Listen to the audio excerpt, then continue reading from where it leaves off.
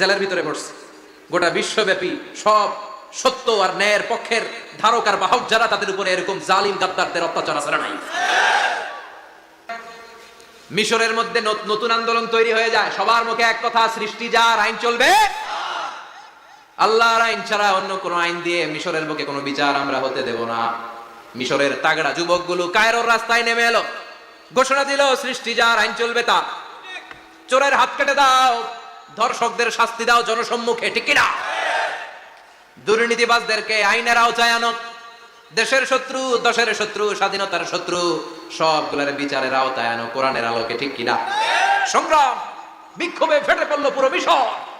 এই বিক্ষোভে টালমাটাল সরকার, জামাল আব্দুল নাসের কোন উপায় অন্তর না পেয়ে এই তাফসির কারক, এই মুফাসসিরে কোরআনকে জেলের ভিতরে পড়ছে।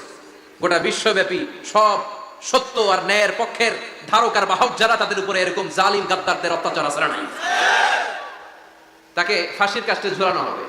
আদালত থেকে রায় দেয়া হয়েছে, মিশরের যুবকদেরকে এরকম আন্দোলনে ঠেলে দেওয়ার কারণে ডেথ পেনাল্টি, ফাঁসির রায় হলো। সাইদ কুতুব শহীদের ফাঁসির দিন ঘনিয়ে আসবে। কারা কর্তৃপক্ষের নিয়ম অনুযায়ী যাদেরকে হ্যাঙ্গিং করা হয়, ফাঁসি দেয়া হয়, ফাঁসির ঘন্টাখানিক আগে ওই জেলখানার ইমাম সাহেব এসে তাদেরকে কালিমা পড়ায়। কি পড়ায়? আফদালুজ যিকরি লা ইলাহা, এই যে শ্রেষ্ঠ জিকির, এই শ্রেষ্ঠ জিকিরটা এসে পড়ায়। সাইদ কুতুব শহীদের ফাঁসির কাস্টে দাঁড়ানোর 1 ঘন্টা বাকি। কয় ঘন্টা? In the meantime jail কোডের নিয়ম অনুযায়ী জেলখানার ইমাম সাহেব চলে এসেছে। এসে বললেন, সাইদ কুতুব শহীদ, আমি আপনার কালিমা পড়াতে এসেছি, পড়েন লা ইলাহা ইল্লাল্লাহ। সাইদ কুতুব শহীদ বললেন, তুই আমার কালিমা শিখাইস না, তোর কাছ থেকে আমার কালিমা শিখতে হবে না। এই কালেমা আমি খুব ভালো করে জানি, যে এই কালেমার তালিম দেওয়ার জন্য সরকার তোরে বেতন দিয়ে রাখে, ওই কালিমার ব্যাখ্যা করার কারণে আজকে আমার ফাঁসির মঞ্চে দাঁড়ানো লাগতেছে। চিল্লা এখন, ঠিক কিনা?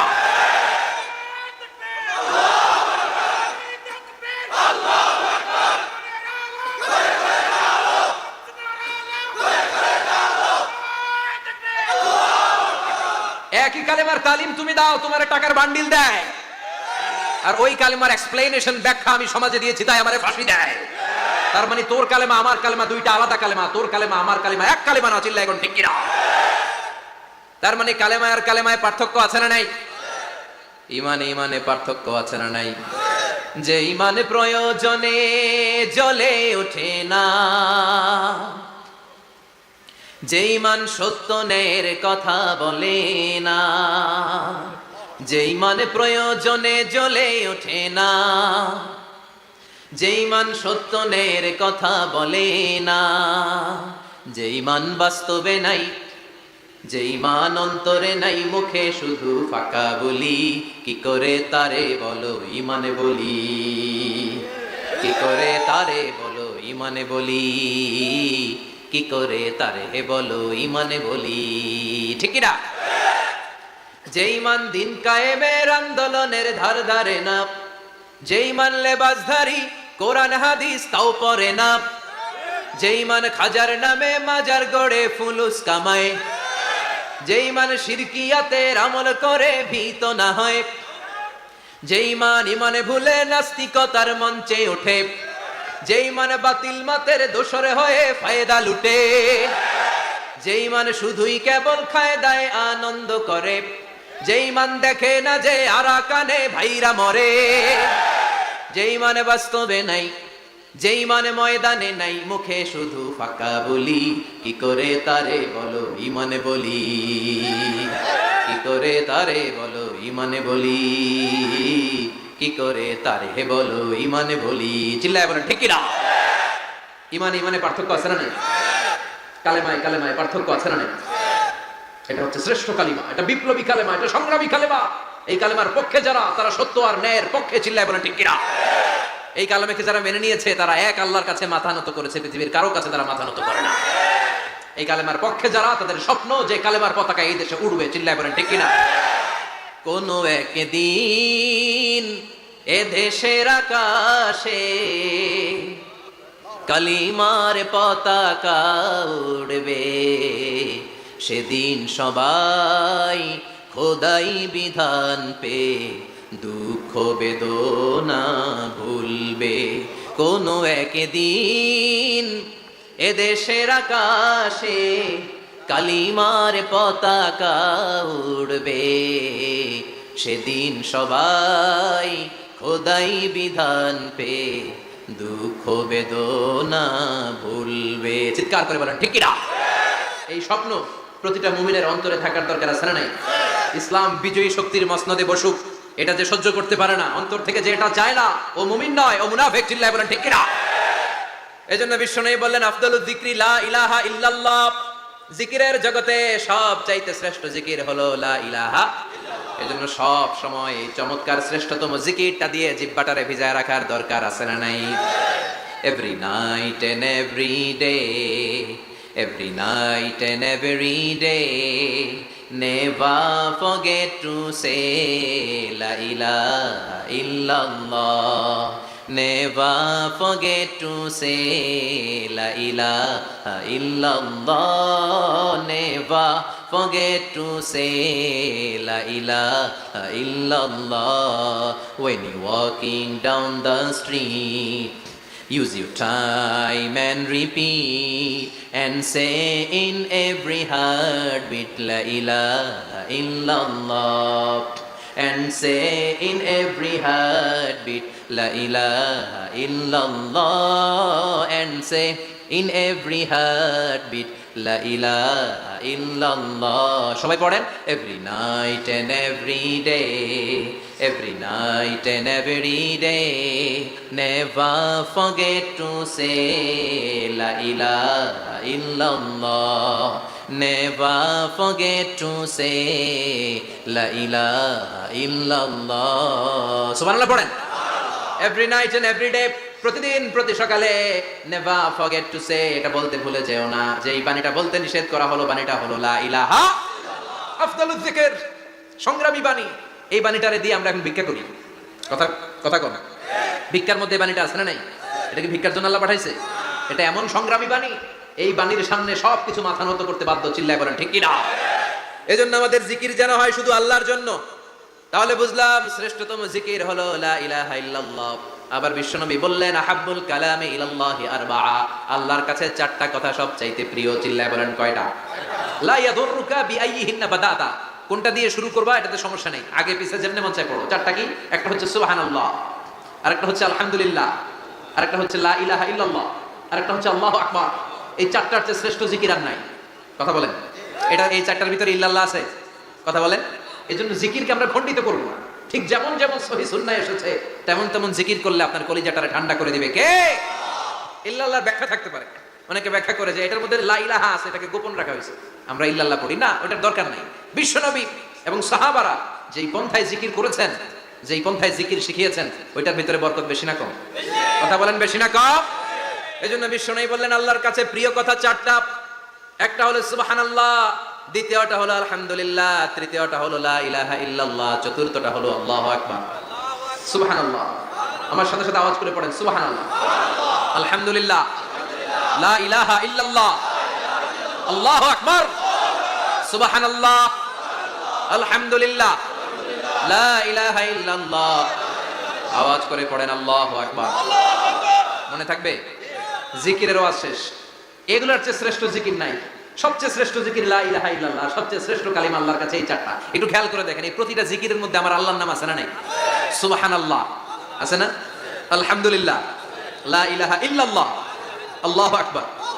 আল্লাহ ছাড়া আল্লাহর নাম থাকবে না যেই শব্দের মধ্যে ওই সমস্ত নাম আর হুই হুই হুই হুই, এগুলো দিয়ে কোনো জিকির করা যাবে? আবার আব্দুল্লাহ ইবনে আমর ইবনুল আস বর্ণনা করেন, বিশ্বনবী যখন জিকির গুলো করতেন, আমি বিশ্বনবীকে দেখেছি বিশ্বনবীর আঙ্গুলের কড়ায় জিকির গুনতেন। সুবহানাল্লাহ পড়েন। দেখতেছেন আমার হাত দেখা যায়? দেখা যায়, দেখা যায়। রাআইতুন নাবিয়্যা, আব্দুল্লাহ ইবনে আমর ইবনুল আসের বর্ণনা, রাআইতুন নাবিয়্যা ইয়াকিদু তাসবিহা বিয়ামিনিহি, আমি বিশ্বনবীকে ডান হাতের গিড়ার ভেতরে তাসবিহ গুনতে শুনেছি, তাসবিহ গুনতে দেখেছি। সুবহানাল্লাহ পড়েন। এখন আমরা লম্বা তাসবিহ ছড়া নেই না, এটা জায়েজ, কিন্তু শ্রেষ্ঠ হচ্ছে হাতের গিড়ায় গোনা। এই প্রতিটা গিড়া in the day of judgment আপনার পক্ষে সাক্ষী দিবে। মনে থাকবে? কিভাবে গুনবেন? বা হাতে না ডান হাতে? ডান হাতে উঁচু করেন সবাই এইভাবে। নামাজ শেষ আল্লাহু আকবার পড়ে 3 বার ইস্তিগফার পড়ে গোনা শুরু, এইভাবে সুবহানাল্লাহ। ঠিক আছে? এরপর আলহামদুলিল্লাহ, এরপর আল্লাহু আকবার। সবাই রাজি তো? সবাই রাজি? আল্লাহ তুমি কবুল করো। আরো জোরে পড়েন আমিন। তাহলে আমরা তাওবার পদ্ধতি জানলাম, কেন আমরা ইস্তিগফার পড়বো জানলাম, এরপরে জিকিরের খুঁটিনাটি জানলাম, এবার কেমন করে আল্লাহর কাছে দোয়া করবো এটাও জানার দরকার আছে না নাই? বিশ্বনবী বললেন না, দোয়া মুখুল ইবাদা, দোয়া হলো ইবাদতের নির্যাস। যে দোয়া করে না সে কিছুই করে না। তিরমিজির আরেক বর্ণনায় বিশ্বনবী বললেন, আদ-দুআউ হুয়াল ইবাদা, দোয়াটাই হলো ইবাদত। দোয়াটাই ইবাদত। ধরেন আমি দোয়া করা শুরু করলাম, এটাই ইবাদত। নামাজ যেমনি ইবাদত, জিকির যেমনি ইবাদত, হজ করা যেমনি ইবাদত, দোয়া করাটাও। এজন্য প্রতি নামাজের শুরুতে দোয়া আছে না নাই? সূরাতুল ফাতিহার আরেক নাম সূরাতুদ দোয়া, দোয়ার সূরা। আমরা প্রত্যেকবার সূরা ফাতিহা যখন পড়ি আমরা পড়ি ইহদিনাস সিরাতাল মুস্তাকিম। সবাই পড়েন ইহদিনাস সিরাতাল মুস্তাকিম। ও আল্লাহ, আপনি আমাদেরকে সরল সঠিক পথ দেখান। পড়েন আমিন। ও আল্লাহ, show us the right path, show us the correct path, show us the middle path. আল্লাহ, মধ্যম পন্থা দেখান, মাঝামাঝি রাস্তাটা দেখান, সিরাতুল মুস্তাকিম দেখান। আমাদেরকে রাস্তা দেখায় কে? কথা বলেন না। আমরা যদি পথ ভুলে যাই, পথ দেখায় দেয় কে?